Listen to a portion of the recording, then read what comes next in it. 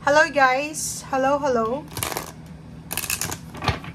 Gemini, alamin natin kung anong messages, vibration, gabay energy para sa lahat ng Gemini sa linggong ito.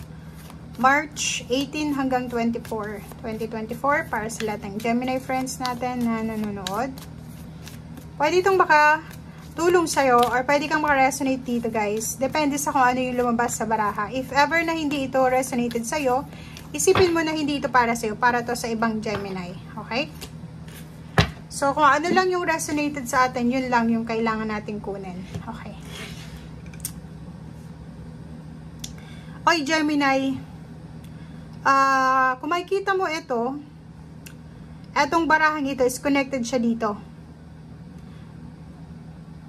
May nakikita ko ditong Gemini na masyadong inaabuso yung katawan. May Gemini dito sigurong sobra-sobra yung pagkain. May Gemini na sobra-sobra yung pagdadiet. Parang ganon. Kailangan mong alagaan yung katawan mo sa linggong ito. Lalo na yung stomach mo, diba? Digestive system. Pwedeng mayroon kang mga problema sa digestion, sa tiyan, or sa kung ano pa man, sa ulo, sa kamay. And dito sa barahang to, sinasabi na kailangan mong alagaan ang sarili mo kasi your body is the temple of the Holy Spirit, diba? Kung ikaw naman ay Gemini na tumataba na, diba, yung parang napapabayaan mo na yung sarili mo, hindi mo na masyadong inaalagaan, simulan mo na daw yung paglakad-lakad, pag-exercise, baguhin yung lifestyle mo, yung regimen mo, yung routine mo araw-araw.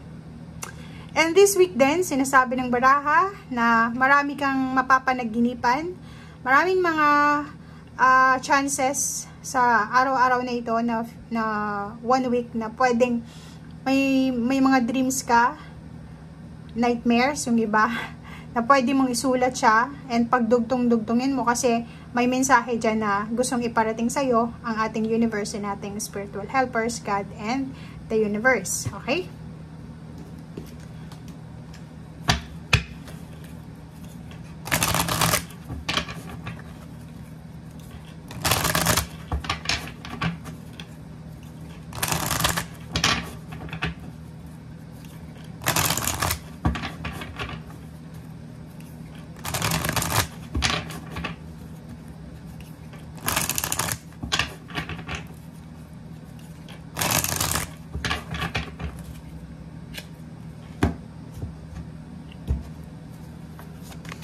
Okay, third eye chakra. Rest and rejuvenate. Ganun pa rin yung sinasabi ng baraha mo dito. Take care of your body, relax. Gemini. May mga Gemini na sobra-sobra yung pinapagod nila yung sarili nila eh. Diba? Ang third eye chakra na to is yung parang alam mo sa sarili mo na pinapagod mo yung sarili mo. Alam mo na ang dami-daming mga self-sabotaging na ginagawa ka sa sarili mo. And sinasabi sa'yo dito ng barahan na kailangan mo ng balanse. Kailangan mo maging aware. Siguro aware ka naman sa mga nangyayari sa paligid mo, especially sa katawan mo. If, for example, may masakit sa katawan mo, may masakit sa kung ano man na nararamdaman mo, kailangan mo bigyan ng pansin ito. Okay? Kailangan ng balanse. Meron din ditong Gemini na posibleng magkaroon ng manliligaw or may magkaka-interest para sa isang relationship or pwedeng magkakaroon ng collaboration, business collaboration, partnership, or kung ano man tong commitment or attachment na posibleng mabuo simula sa linggong ito. Okay.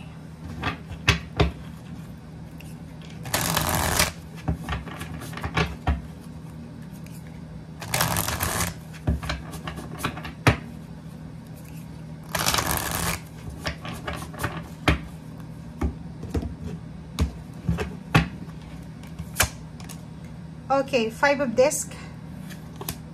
8 of Swords. Ang nakikita ko sa'yo dito, Gemini, meron kang mga restricted na or restrictions na pinagdadaanan sa ngayon, or pwedeng simula last year, last siguro 3 months or last 5 months ng 2023 until now. Pwedeng restricted ka sa usaping pera, restricted ka din sa health mo. Pwedeng yung iba sa inyo dito, may mga masakit sa katawan, or may mga dinadamdam kayo sa katawan nyo. Or yung iba sa inyo dito is namumroblema sa pera, parang restriction sa pera, walang pera, scarcity, or namumroblema kung paano ba mag-manage ng pera, or paano ba bumalik yung pera sa'yo, or paano ba makakakuha ng pera. Parang 3 months ka nang naghihintay, pwedeng 3 months ka nang unemployed, 3 months ka nang may masakit sa katawan mo.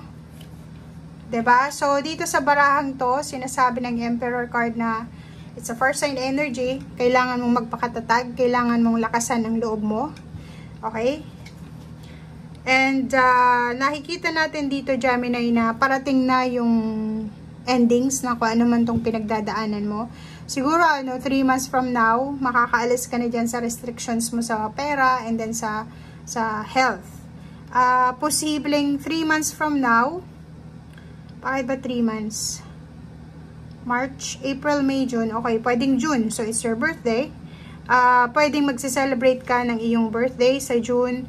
Or pwedeng meron ditong Gemini na may empowerment na mararamdaman or matatanggap si 3 months from now. So, if alam mo sa sarili mo na may positive outcome na parating 3 months from now, huwag kang mawala ng pag-asa. Lumaban ka pa rin. Ilaban mo kung ano yan. 'Di ba? So, nakikita natin dito na 3 months from now or 6 months from now, posibleng nagta-travel ka na, or pwedeng sa June kasi ito ay 6. So, posibleng sa 6 months from now or pwedeng sa June 3 months from now, posibleng nakaalis ka na dyan sa stagnation mo, sa restrictions mo sa pera, pwedeng gumaling ka na, or posibleng nakuha mo na kung ano yung hinahanap mo. Okay? Dito sa barahang to, sinasabi na sa linggong ito, kailangan mo ng decision making. But make sure na yung decision making na to is i-consider mo yung outcome. Hindi yung yung parang, okay, magde-decide ako ngayon, pansamantala. Dapat yung decision making mo is long term siya. For example, dito sa health, may health problems ka, or pwedeng may mga problema ka sa pera. Kailangan yung decision making na gagawin mo is magbe-benefit ka niyan, hindi lang sa ngayon, hindi lang 1 week from now, kundi dapat long term siya. Diba? Justice. Sinasabi ng baraha sa'yo dito na kailangan nating timbangin ang lahat ng decision making na gagawin natin simula sa linggong ito. Sinasabi ng baraha, if may mag-o-offer sa'yo ng contract, marriage contract, ano pa ba, mga work contract or kung ano pa man na kontrata ito, kailangan mo siyang i-weigh kung alin ba dito yung pabor sa akin, or long term ba to, or ngayon lang to, or ano ba yung maibibigay niya sa akin. Diba? Parang ganun. Kailangan mo ng masusing pag-iisip, timbangin mo kung ano yun. Okay? Thank you guys. Bye!